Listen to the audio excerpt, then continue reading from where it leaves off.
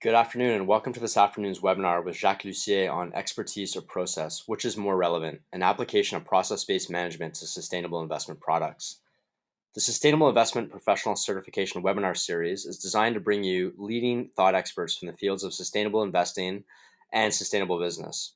We look forward to bringing you many distinguished speakers this coming year, and you're able to find all the information about upcoming webinars on the SIPC website as well. So the agenda for today will go as follows. We're going to do a quick overview of the SIPC program. Jacques will then present, and we're going to leave time at the end of the webinar for a Q&A session. So this will be our opportunity to ask Jacques some questions. So I'm now going to pass the webinar over to my colleague Andrew Ross, who will provide an overview of the SIPC program. Thank you, Dave. So for those of you who don't really know much about the SIPC is really designed for finance and corporate professionals. It offers a rigorous training curriculum in the field of sustainable investing, sustainability, and CSR. The program is online. It's all self-paced, self-study. We really designed it for professionals. So in that sense, you could log in from anywhere around the world and access the reading material and assignments and go at your own pace and study the course. We divided the course into 6 modules. Each module has an assignment at the end, so a total of 6 assignments. Once you complete all 6 assignments, you're awarded the SIPC designation. Now, the modules are as follows. We start off with the overview of sustainability. Then we get into the ESG criteria, so environment, social, governance. We also get into CSR. And then finally, towards the end of the course, we get more into the sustainable investing, finance opportunities, so microfinance, impact investing, and those kinds of emerging markets. So here's some kind of 4 bullet points that sum up the SIPC advantage. It's really about career advancement. It's for people who want to take their career to the new level, look a bit more long term, and consider sustainability as an underpinning kind of element to investing. It's about skills and knowledge that you would get equipped with. You get the tools to go forward into some of these markets. And it's also getting the recognized designation. So just like the CFA, people want to have that designation, that recognition that says you're qualified to offer this service. And in particular, it's sustainable investing in this case. And finally, it's about belonging to a growing network. So when you complete the SIPC, you become part of the alumni network. We do a lot of events here at Concordia University and online, like these webinars that you become part of, and you'll get a lot more information and chance to interact with other people who are doing the course and in the same field. Here are some of the companies and endorsements we received to get the program going. It's been over 1.5 years now. The course is right now in English and French. The full French course will be ready in September of 2013. So if you want to register for that, you can start registering now. Or if you prefer to get started on May 1st, which is the next upcoming semester, I encourage you to go to the SIPC website, register, go through the application process, and if you have any questions, you could always email us. Great, thanks, Andrew. I'd now like to introduce you to our guest speaker today, Jacques Lussier. Until last month, Jacques Lussier worked at Desjardins Global Asset Management, where he was responsible for financial strategy and setting asset allocation targets for global portfolio mandates, developing effective index protocols, crafting dynamic strategies based on volatility and tail risk management, and implementation of the mandates associated with these activities. Jacques joined Desjardins in 1995 as a portfolio manager, specializing in asset liability management and derivatives trading. He then occupied several other positions, such as VP Financial Engineering and VP Securities Investments and Financial Engineering. He managed for more than 5 years one of the largest fund of hedge funds in Canada. Previously, Monsieur Lussier taught finance at HEC Montréal. He recently completed a book called Successful Investing is a Process, which was published by Bloomberg Press and Wiley in January 2013. Jacques is currently working on another book to be completed by year-end and is also working on the development of new and innovative asset management approaches, which will be integrated into this new book. Jacques is a chartered financial analyst, first vice president and program chair of the Montreal CFA Society, and he also holds a PhD in international business with a minor in bank studies from the University of South Carolina and a master's degree in finance from HEC Montreal. So I'd now like to pass the webinar on to Jacques. Thank you. Okay. Thank you, David, for the introduction, and thanks to all of you for listening to this webinar. We have actually very little time together, and I have two objectives I would like to achieve. The first one, obviously, would be to present the main underlying message of the book. Successful investing is a process, and we probably don't have enough time to do so, but we'll do our best. The second thing is basically I would like to explain how some of the concepts that are discussed in the book could basically be used to create products that would have sustainable qualities, products that would be likely to outperform traditional products or traditional benchmark. I will also explain later on that in order to believe that it is possible to do so, we only have to make a single assumption. And this assumption is not very demanding, it is not very restrictive, and we'll explain it later on. So I'm going to start by discussing the first objective. I started writing basically in 2009, Successful Investing is a Process, and I did so because of some frustration basically with my own industry. In 2008, when the crisis occurred, I'd been working in the financial industry for about 14 years. And at that time, I probably had already met with more than 1,000 managers around the world, managers in the alternative world or traditional managers. And I also started asking myself, basically, why are we paying so much for expertise that is not so convincing and expertise that is not so differentiated? For example, whenever you meet a manager for the first time, he'll probably explain to you, what is it that makes me different from my peer? What is it that makes me better than my competitor? And each time you listen to the explanation of this manager, you're probably thinking that you've heard the same explanation probably 30 times before. True expertise, we have to realize, is something that is extremely rare, and probably only 15% of managers out there have true expertise. The other 20 or 25 managers that do outperform probably do it by luck and not by design. Now, I'm going to go back in time and 60 years, basically. When we look at all the work that's been done in terms of research over the last 60 years, the most important paper probably still remained the work of Ari Markowitz on diversification. That was in 1952. But in the last 60 years, tens of thousands of articles were published. We had also 60 years of portfolio management experience. And despite all of this, it doesn't seem like the asset management practice has evolved that much over the last 60 years. Not only that, but it doesn't seem obvious that many people actually understand the work of Markowitz that was done in 1952. I would say maybe in the Q&A period we could address this, that no more than 5% of the people actually understand what that paper that was published in 1952 actually means. Now, what is it that truly has changed over the last 60 years or the last 30 years when we start thinking about it? Well, first, except for the fact, obviously, that portfolio turnover has increased by a factor of 3 to 5 times. One thing that has changed, we've introduced the concept of risk profiles, and also more recently, the concept of target date funds.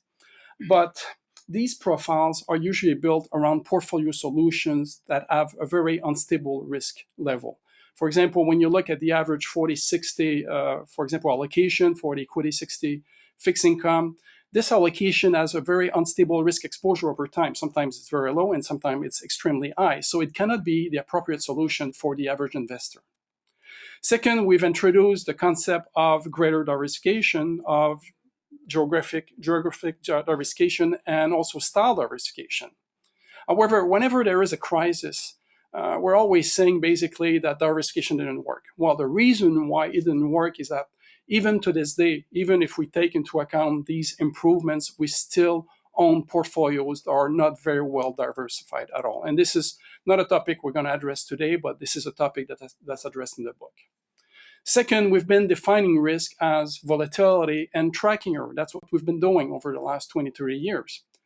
And it's a mistake because we actually need volatility to outperform. We could demonstrate that without volatility, it's actually impossible to outperform. So we have to use volatility wisely. And tracking error, even if you believe in the concept of tracking error, it would only make sense if the tracking error was calculated against benchmarks that are considered to be efficient. But we could challenge the efficiency of many of the benchmarks that are being offered to investors. But mostly, in the last 15 years, what has been happening is that we've been concentrating a lot more on the packaging of asset management and not so much on developing more efficient product. When I talk about packaging, I'm talking about alpha and beta. And the simple fact that we have made investors believe that by separating alpha and beta, we could access more specific expertise, has allowed basically managers to charge a lot more fees. And in fact, there's absolutely no proof currently that the separation of alpha and beta actually has resulted in better returns for investors. Now, the main question that the book is trying to address is the following. Can we identify the true sustainable sources of performance? And obviously, we're not going to be able to cover this entire material, but only some of it. And if we can identify the true sustainable sources of performance, the second question, which is not specifically addressed in the book, but which will be addressed in this webinar, is can we use this understanding to build portfolios that would have a sustainable investment component and would remain efficient? Now, in order to be able to make this demonstration or to illustrate this, we're going to try to explain first why is it that out of 100% of managers are, obviously managing actively, only 20% of these managers are actually expected to perform their benchmark over an horizon of 10 years, no more than 20%. Well, first, to believe this, we have first to accept the fact that before fees, when I say before fees, it's before management fees and before transaction costs, that active management it's a zero-sum game. It means that whatever the horizon before fees, whether the horizon is a second or 10 years, 50% of the money that's managed actively will outperform the market and 50% of the money will not. Another way of saying this is that if the market is up 10% over 1 year before fees, index managers will have a performance of 10%, which implicitly means that all active managers together must also have a performance of 10%, which means that if some of them have a performance at greater than 10%, some of them necessarily have a performance of less than 10%.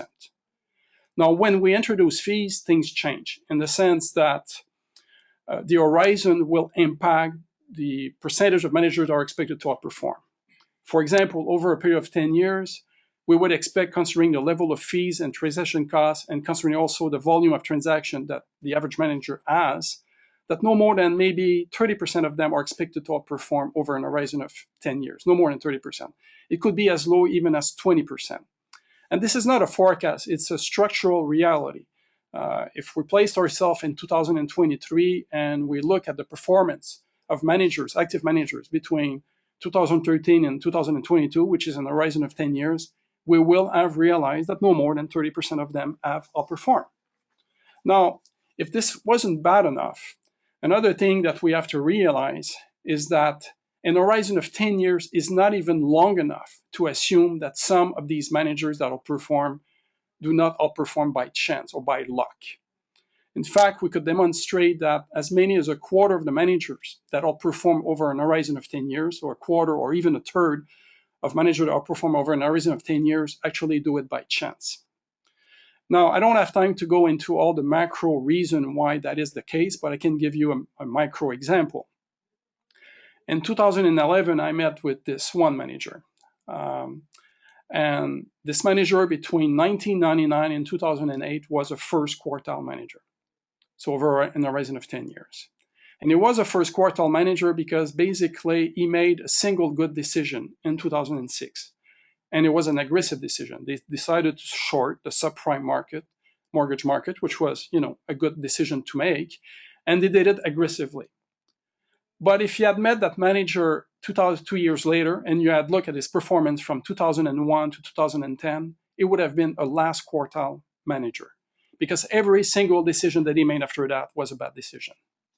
I don't know if you're like me, but I wouldn't want to invest in a manager that is a first quartile manager because of a single decision that he made over an horizon of 10 years, not knowing if he could make that same decision, good decision, again, basically.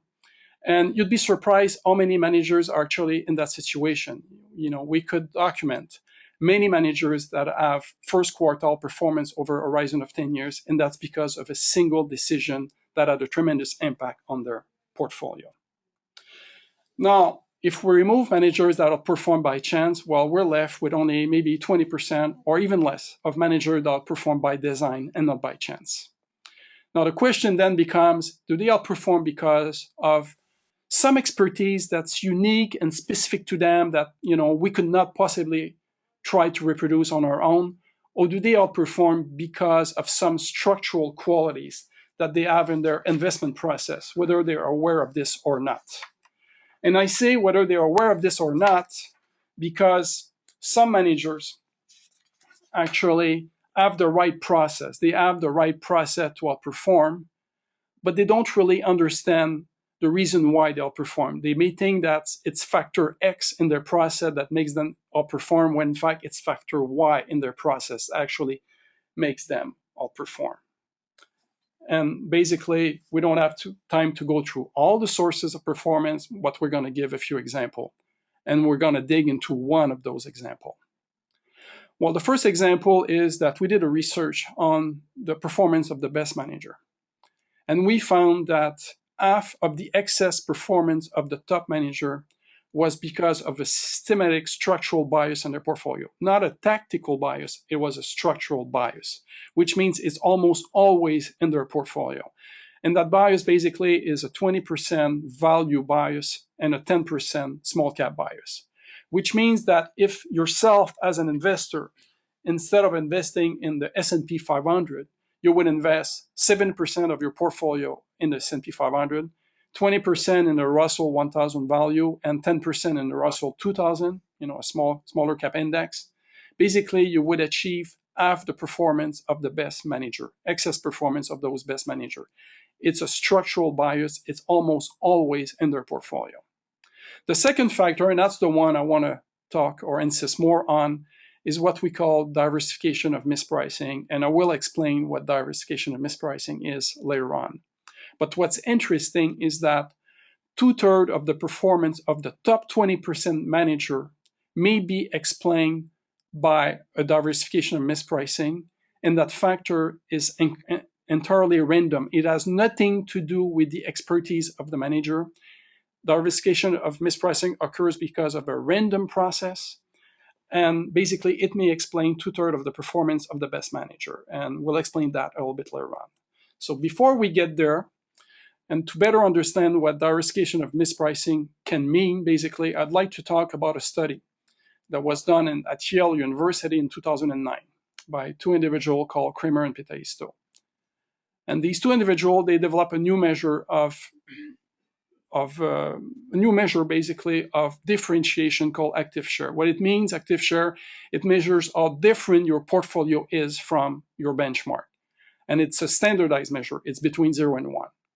So an active share of 0 would be that basically the portfolio is indexed. The average manager out there has an active share of maybe 0.2 or 0.3 or 0.4. Now, these managers that we call benchmark huggers, the type of manager, that don't try to deviate too much from the index, they have a very low tracking error, like 1% or 1.5%, they have an active share of about 0.2. Now, more extreme active share will be found among managers like these minimum variance manager, low volatility manager. These products would have active share in the range of 0.85, 0.9, 0.95. Now, what Kramer and Potato did is they looked at about 1,700 managers over a period of about, I think it was 24 years. They measured the active share of all of these managers. They ranked them in order of active share, and then they pulled them in 5 quintiles. From the lowest quintiles, the managers that have portfolios are most like the benchmark, to the last quintile, which is managers that have portfolios which are most unlike the benchmark. And what they found basically is that the 4 bottom quintiles of managers could not outperform the market on average. They all underperformed the market, and that's before fees. And only the top quintile of manager actually outperformed. And this was done over 24 years using about 1,800 managers, slightly less than 1,800 managers. Now, you can see here in the table the results that Kramer and Potato obtained, and you can see the 4 bottom quintile all have negative performance against the benchmark. Only the top quintile has a positive performance. Now, when this study came out, and obviously a lot of people have been redoing this study in different markets, and they came to similar conclusion. The conclusion that most people arrived at is that probably managers have basically a higher level of active share that are more differentiated against their benchmark. They're probably better manager. They're more confident manager. That was the general conclusion. However, I had basically a different opinion. And to prove this, basically, I did a study with a PhD student at McGill University, Hugues Langlois. And what we did basically is we replicated the Russell 1000 index over a period of 31 years. And we simulated 10,000 random portfolios that would have active share between 0 and 1. And then we did the same thing that was done in the Kramer Potato study. We ranked these portfolios in order of active share. We created 5 quintiles. And we found that every single quintile actually had outperformed the benchmark. And our top quintile, the one with the highest level of active share, had achieved 70% of the performance of the best manager in the real world. And this is despite the fact that this is totally a random process. We basically use no specific expertise at selecting stocks or sectors. So why would we have this result? Well, one of the conclusions that we arrived at is that when we use a random process like the one that we use in our study, and we'll explain why later on, we're implicitly diversifying mispricing or diversifying what we call price noise or smoothing mispricing. All means the same thing. And what we're going to try to show is that the managers that actually have a very high level of active share are also implicitly diversifying mispricing, whether they're aware of it or not. So basically, 70% of the performance of the best manager out there occur because of a random process, which is basically diversifying mispricing. So I think it's about time that I explain what it means to diversify mispricing. Well, this is a concept that was developed basically about 2003, 2004 by Rob Arnott and Jason Yu. And for those of you who are interested, there's a full book which is called The Fundamental Index, A Better Way to Invest, which talks about diversification of mispricing. And there's been a large number of products developed around diversification mispricing. Rob Arnott himself has a firm with about 130 billion of assets. You also know that Goldman Sachs has been developing a product called Givy that are also diversifying mispricing. And I think Desjardins, not I think, but I'm sure that Desjardins Global Asset Management also been developing products over the last 5 years, which are also diversifying mispricing. Now, what does that mean to diversify mispricing? First, mispricing is what occurs because we don't know the true value of any security. All that we know is the market price of GM or the market price of Apple. We don't know the true fundamental value of any security. So therefore, there is mispricing. We also don't know if securities are overvalued or undervalued. If we knew, well, some of us would be very, very rich. So we don't know. Therefore, we don't even know if that mispricing that we have in each security is positive or negative. However, what we do know with relative certainty is that if we have, for example, 500 securities or even 300 securities in a portfolio, that about half of these securities are relatively overvalued compared to the other half. And if you don't understand this, just think in the context of a portfolio of only 2 securities. If we only have 2 securities and the 2 are overvalued, well, one is likely to be more overvalued than the other one. And if we only have 2 securities and the 2 are undervalued, one is likely to be more undervalued than the other one. It's very unlikely that 2 overvalued securities or 2 undervalued securities would be overvalued or undervalued by the same percentage. So now we go back to my example with 500 securities. So it's easy to believe that about half of them would be relatively overvalued compared to the other half. So that's very important that you understand this at this point. Now, what does this mean? What does this mean, this concept of over and undervaluation in the context of most benchmarks that are out there? For example, S&P 500 or S&P TSX or all the MSCI index. What these indices have in common is that all of them are built according to capitalization principle, which means that a bigger company has a bigger weight on the index, which means that the price at which a security trades in the market will impact the weighting of that company in the index. So if most indices are built according to capitalization principle, and if we know that half the company probably in an index are relatively overvalued compared to the other half, even though we don't know which half is overvalued, well, all the companies that are relatively overvalued are probably, or most of them are probably overweighted in the index, And most companies that are undervalued are probably underweighted in the index. So in most of these cap-weighted index, what we have is 100% correlation or close to 100% correlation between a security being overvalued and overweighted and undervalued and underweighted. And you know as well as me that having 100% correlation in anything is never a good thing. So how do we get rid of this problem? Well, one way to get rid of this problem is to simply build indices or products that are not using price, the price of a security as a component to determine the weight of that security in the product or in the index. For example, in the table that you're seeing on the screen, what you have is the performance of several different ways of building basically an index over a period of 45 years. So you have the S&P 500 and the return over there is 10.3% over an horizon of 45 years.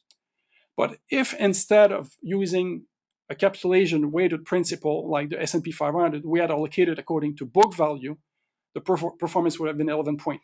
Cash flow 12.4, sales 12.7, dividend 11.9, the average 12.3. I didn't put it in there, but if we had used equal weight, we would have outperformed the S&P 500 by more than 2%. I could even say that if you had used a number of letters in the name of a company as a way to allocate between these companies in an index, you would have outperformed the S&P 500. So over a long period of time, any basically allocation principle that doesn't use price as a component is likely to outperform a cap weight index as long as the portfolio and the index are not very concentrated. And obviously S&P 500 is not very concentrated, and most MSCI index are not very concentrated. So now that we understand that basically, first point I should make, the problem with it, obviously with cap-weighted index, is that they do not diversify mispricing, because I said we have 100% correlation between overvaluation and basically overweighting and undervaluation, underweighting. However, as soon as we use another allocation principle, that correlation falls to 0%. So basically what we have here is a diversification of mispricing when we do not use the price of a security as a way to allocate within an index. So how can we build better products if we have this understanding? And what we have here is a comparison between one index and two products. The index is the S&P 1200, which is a global index of 1,200 companies, and it's built according to capitalization principle. The two products are similar in many ways, except that one is a product which is not based on sustainable investment principle, either one is based on sustainable investment principle. So these two products have each 150 securities. The two products are using a 5-year moving average of sector weights to allocate to the specific sectors. The two products are equally weighting the securities, and the two products are rebalanced once a year. The only difference is that the product in the middle here, the non-SI structured product, is using the payout ratio to select which security it's going to choose, which 150 securities it's going to invest in. And basically, payout ratio is dividend and share repurchase combined. The other product was not using the payout ratio. It was using basically an index or a scoring of environmental impact that's been developed by the firm TrueCost, which is based, as explained at the bottom of the table or the chart, on 7 environmental key performance indicators. And the idea for the development of this product came in 2010 when Kerry Krasinski actually made a presentation at CFA Montreal. And at the end of his presentation, we basically decided that we could build a product that would be based on sustainable investment principle. Now, the results are presented on this page here. And so basically, we could start by looking at the last line of the first table, the environmental impact ratio. The product has a scoring of 0.97. The index has a scoring of 3.76. And the other product, which is identical except for the fact that we're not using that scoring, had an impact ratio of 3.4. So tremendous reduction. Now let's look at the performance, the first line of the second table. The index over that period, this period of 5 years and 3 months, it couldn't be longer than this because basically the scoring of TrueCost was not available prior to 2006. So over that period, the index had a very weak performance of 0.03%. But the product that was designed according to the principle we explained at a performance of 2.06, which is an excess performance of 2.03% per year, which is more than almost 11% over 5 years. And the product that was using this sustainable investment principle had an excess performance of 3.44% per year, which is close to 20% over an horizon of 5 years. Now, when we decided to develop this product, we never assumed that it would outperform because we were using a scoring on environmental factors. We assumed it would outperform because the principle that was being used to structure a product was smoothing mispricing. So the only assumption that we had to make, and I will complete on this, the only assumption that we had to make to believe that a product such as this would outperform over a long period of time is simply that when we have two companies within the same sector, and one has a higher environmental impact ratio and one has a lower environmental impact ratio, the only thing we have to believe is that the company that has a lower environmental impact ratio is not managed worsely than the other company. That's all we have to believe, that they're on average, that companies that have higher or lower environmental impact ratio have similar quality of management. Now, you may believe that they have better quality of management, but you don't even need this assumption. The basis for this product outperforming was based on the diversification of mispricing, but at the same time, we've designed a product that had a lower environmental impact ratio. So I'm going to complete the presentation on this because, well, there's a lot more material actually in this presentation, but I think that we don't have any more time. And now I guess I will take your question if you have any questions. Great, thanks, Jacques. It's really, really interesting presentation with a lot of information. We're going to open the webinar up to any questions that you may have for Jacques at this point. Please note too, if you have any questions about the SIPC program, we'd be happy to answer that as well. If you want to ask a question, you can type your question in the question box that you should see on your control panel on the screen. If you do that, we'll be able to answer the question out loud. You can also hit the hand icon, and that will allow you to ask a question out loud that we all can hear. So at this point, we'll open up to see if we have some questions that come in. We'll give it a couple seconds. Okay.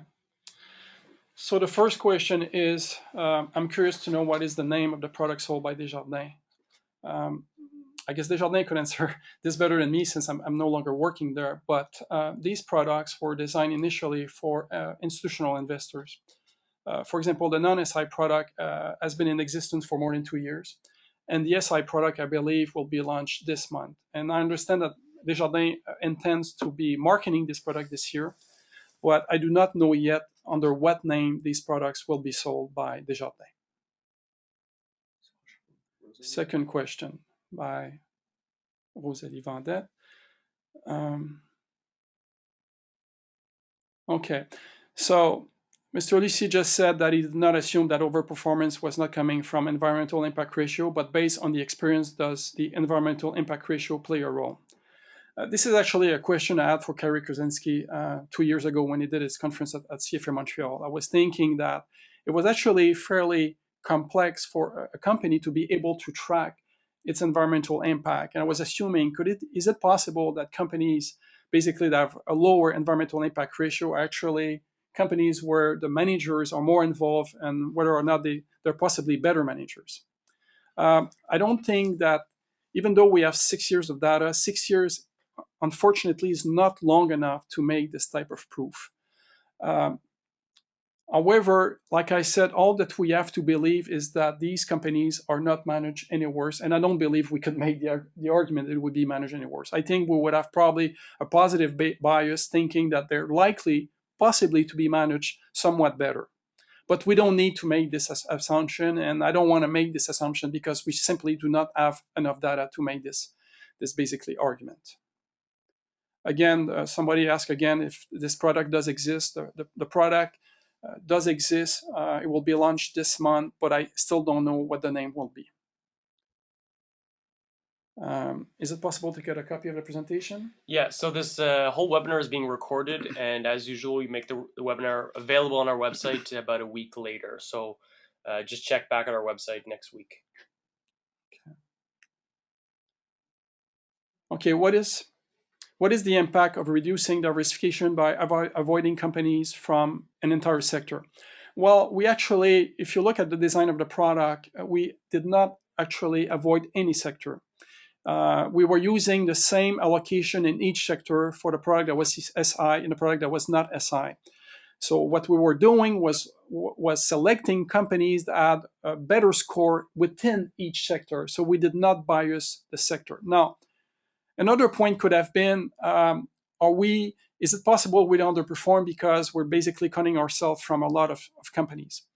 One of the reasons why we decided to develop this product initially using an international index, such as the S&P 1200, is because when we have that many companies, when we have the law of large number, it is unlikely when we select 150 companies that on average, basically, we would introduce a very significant bias. However, if we're trying to do the same thing with an index of maybe 100 companies or 150 companies, I could probably not make that same statement. What is the impact? Yes, the question is, do I think other ESG matrix could be used? Yes, I do believe any actually matrix could be used, as long as you assume that companies that would score better on this matrix are not worsely managed than companies that score not as well. For example, as I said, the design of this product or the expectation of outperformance was based on the idea that we were diversifying mispricing. So I do not believe that if we're using a different matrix, that basically the expectation would be different. Certainly the result in terms of performance would be different, but the expectation of outperforming would not be different. We have a question from Jillian Manson, whether the rest of the presentation will be made available afterwards. That's really at the discretion of the presenter. So if you do want maybe a copy of the slides, please email me and I'll forward that off to Jacques. Another question is, what is the difference between these two products? Is it a true cost information? Yes, it is. Like I said, the SI product and the non-SI product were identical. Same database, same number of securities.